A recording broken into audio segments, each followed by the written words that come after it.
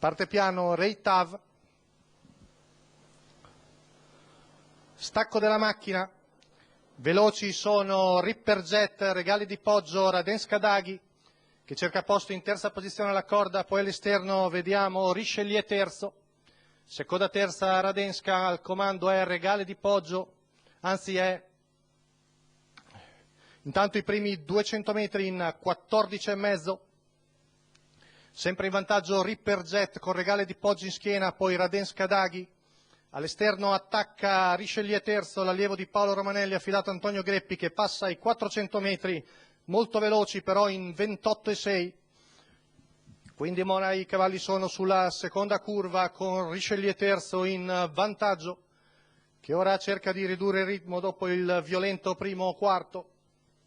15,8 la curva, tutti in fila indiana i puledri di questa prima corsa, sempre in vantaggio Richelieu terzo, seguito da Ripper Jet, poi Regale di Poggio, poi Radenska Daghi, esce in anticipo Ripper Jet su Rio di Masval che risale all'esterno, poi Radenska Daghi sempre in terza posizione lungo la corda davanti a Re Robinson, il giro in 1 minuto appena abbondante. Ora i cavalli sono sulla curva sempre con Richelieu terzo in vantaggio su Ripper Jet, Regale di Poggio che lo attacca, 15,6 la frazione della curva. Cavalli sempre ora sul rettilineo di fronte con Richelieu e Ripper Jet che stenta un po' a tenere il ritmo del battistrada. All'esterno sempre anche Rio di Masval, allunga intanto Richelieu terzo che percorre il rettilineo delle scuderie in 15,2.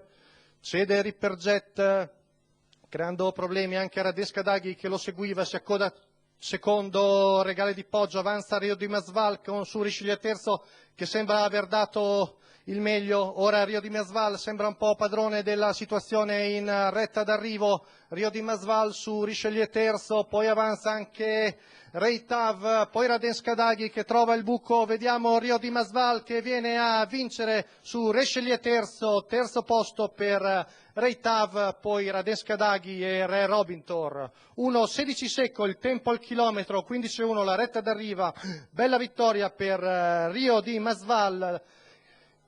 Roberto Vecchione, il training è quello di Olga Ehlert, la quota di 2,17.